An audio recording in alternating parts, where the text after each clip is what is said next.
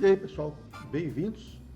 Esse é o canal Shops, eu sou o Carlos Frederico e hoje nós vamos dar continuação na conversa que a gente está tendo sobre metais em grãos. Então, pega um chopinho aí, senta na frente da telinha e vem com a gente.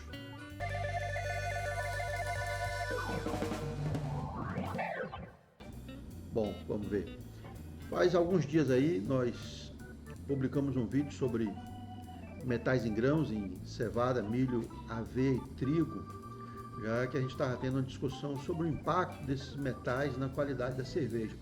A gente sabe que esses metais, embora eles sejam indispensáveis para uma produção, para um produto de qualidade, né? Até mesmo porque muitos metais desses fazem inclusive parte do metabolismo das leveduras, então a gente precisa deles para manter uma levedura saudável.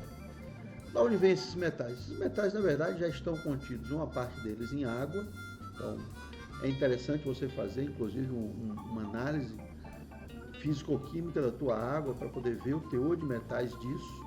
Então, se você está usando água mineral, normalmente você sempre consegue, o laudo já vem na própria garrafa. E se você está fazendo de poço ou alguma outra captação, água fornecida pela empresa de abastecimento que você tem aí, tenta ver com eles se você consegue o laudo dessa análise de metais, tá? Além daqueles outros, né, cloreto, sulfato, alcalinidade, pH, isso sempre é bom para você poder conhecer a tua água e saber como mexer com ela mais adiante, se você quiser mexer com essa parte de correção da tua água cervejeira. Mas enfim, no caso aqui, depois que eu postei o vídeo, vieram alguns comentários, o pessoal conversando a respeito disso, e aí foi tocado num ponto que era o manganês, que na aveia você tem um alto teor de manganês, e o manganês tem uma capacidade oxidativa muito grande. Importante é destacar que existem algumas literaturas que indicam que o manganês é um elemento indispensável para uma boa fermentação. Inclusive, algumas chegavam até a defender o manganês dentro do processo de produção de cerveja. Tá? Nós vamos discutir isso aqui daqui a pouco. Tem um artigo que eu trouxe a respeito disso. Tá? Mas vamos lá então. O que nós temos aí? Então nós vamos mexer com esses grãos, cevada, milho, trigo e aveia. Vamos focar no manganês, já que ele é o promotor da oxidação na cerveja, tá? Então eu consegui encontrar um trabalho bem interessante que inclusive avaliava o impacto do ferro, do cobre e do manganês na cerveja. Mas aqui nós vamos focar no manganês porque ele é que está sendo, vamos dizer assim, a bola da vez, né? Mas depois, se houver interesse, a gente puder voltar, a gente volta nisso do ferro e do cobre. Tem indícios interessantes, particularmente do cobre, eu fiquei bem surpreso, né? E do ferro, que a gente sabe também que é um problemão na cerveja. Então, tem aspectos interessantes para a gente discutir sobre isso. Mas vamos lá então, o que a gente conseguiu encontrar do manganês. Milho. Os dados aí estão em ppm, que são miligramas por quilo desse elemento, né? Então o manganês ele vai estar no milho numa concentração de 17 ppm e uma faixa entre 8 a 35. Isso vai depender da variedade, do solo, do manuseio, tá? Lembrando também sempre, vocês forem ver depois, eu deixo aí em algum lugar o card, né, o link para o vídeo anterior. Existe a questão da biodisponibilidade. Então 17 ppm é o que eu tenho em média no milho, mas não vai 100% desse manganês para o mosto cervejeiro, vai uma parte dele. A gente estima aí alguma coisa entre 30% a 60%. Então depende do tipo de grão, cereal, né? E depende da disponibilidade, depende do elemento químico também, do metal, e depende também da severidade do seu processo, né? Se você faz um processo mais agressivo, uma mostura mais longa, em concentrações mais elevadas, então tudo isso vai influenciar na quantidade de metal que vai passar do teu cereal, do teu grão, para o mosto cervejeiro, tá? Mas é alguma coisa aí em torno de 30% a 60%. Cevada, eu encontrei duas referências aí. Uma trazia um teor de cevada de 29 ppm, com uma faixa aí entre 26 e 35, e a outra trazia uma concentração de manganês na cevada de 9,3, bem abaixo dos 29, um terço, né? Então, para vocês verem que isso tem uma variação muito grande também, tá certo? Trigo. Encontrei aí uma média de 43 ppm de manganês para o trigo, com uma faixa variando entre 29 a 58, e uma segunda referência eu encontrei em média teores de trigo de 21,6, né? 21,6 ppm. Então você vê que é mais ou menos metade da quantidade do trigo, né? Da outra referência, né? Uma é 43, a outra é 21,6. E a aveia, que é o nosso aí catalisador da discussão, né? 136, achei uma referência que trazia uma média de 136 ppm de aveia, com uma variação entre 48 a 200 ppm. Já encontrei um outro trabalho científico onde trazia não a média, mas uma faixa, né, que pegava entre 25 até 62 ppm. Bom, vamos dar uma comparada nesses valores aí para a gente tentar ver o que a gente pode argumentar aqui, né? Bom, nesse gráfico aí eu coloquei os valores médios do manganês, né, na cevada, no milho, no trigo e na aveia.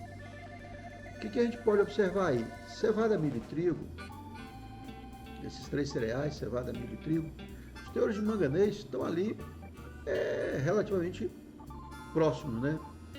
20 e pouco na cevada, 17 no milho, 40 e pouquinho no trigo. Então, teores de manganês aproximadamente similares, tá? Mas no caso da aveia, você vê que isso dá um pulo considerável. A aveia vai praticamente 4 vezes mais manganês do que na cevada, no trigo, né? Então, assim, 4, 5 vezes mais manganês do que em comparação com os outros grãos. Então, isso para a gente assim já acendia um sinal de alerta, né? Olhava assim, poxa, realmente, a aveia traz um teor de manganês considerável. Então, é muita coisa. Mas, por outro lado, a gente tem que lembrar também que eu coloco quantidades de aveia na minha cerveja relativamente baixas, né? Eu não faço uma carga de aveia muito grande, alguma coisa aí em torno de 5% da minha carga de maltes.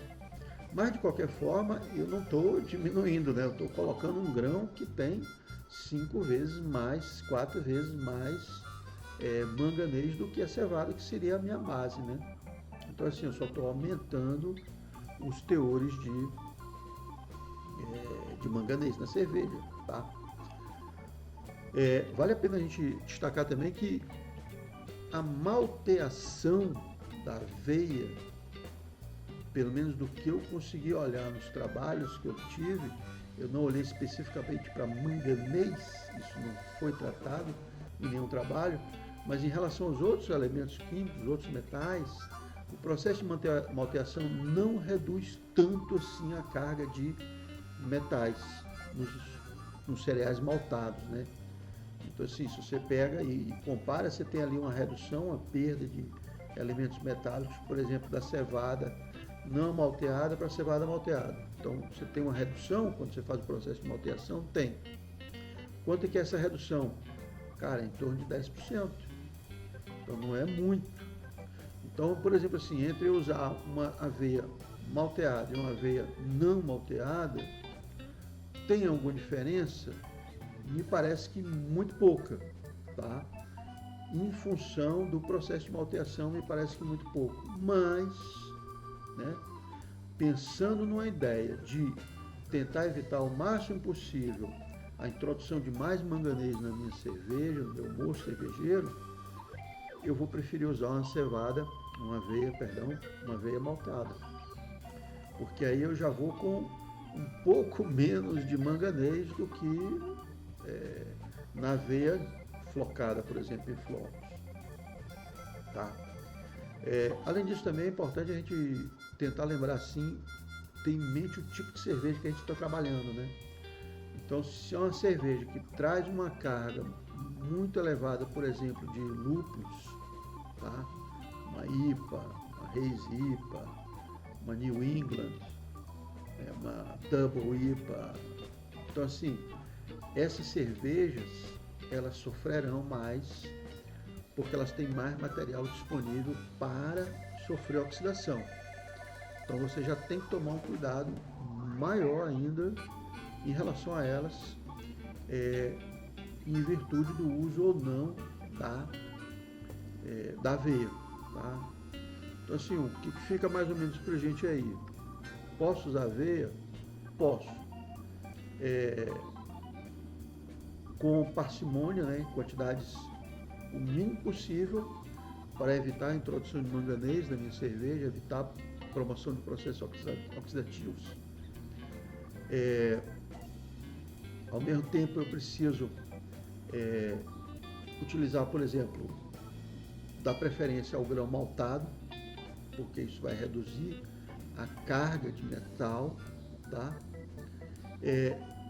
Aqueles nossos velhos hábitos, né? Então, evitar contato com oxigênio, evitar contato com temperaturas, condução de processos o mais, como é que eu vou dizer assim, buscando a melhor qualidade possível do produto, né? Quando você fizer isso, você vai, ao mesmo tempo, preservar mais ainda a tua cerveja, tá?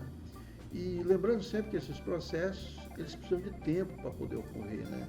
Então, assim, aqui, esse trabalho, por exemplo, foi feito, se não me engano, foi com 2 e 4 semanas. Então, uma cerveja que ela é consumida relativamente nova, recente, a probabilidade de ela sofrer processos oxidativos ao longo do tempo diminui, porque você diminui o tempo, né? Então, assim, quanto mais jovem, quanto mais nova tiver a cerveja, menor o problema que você tenha com o processo de oxidação, né? Aqui estão as referências dos trabalhos que eu peguei para poder tirar essas informações, tá? E, bom, acho que é isso. Agradecer a você que assistiu até o final desse vídeo. Se você gostou desse conteúdo, que lhe ajudou em alguma coisa, deixa o seu joinha aí. Se não for inscrito no canal, fica aqui meu convite, se inscreva no canal. E se você acha que isso de alguma forma pode colaborar para melhorar a produção da cerveja artesanal, divulga aí entre os colegas cervejeiros que você conhece. E é isso, um grande abraço, até a próxima. Tchauzão.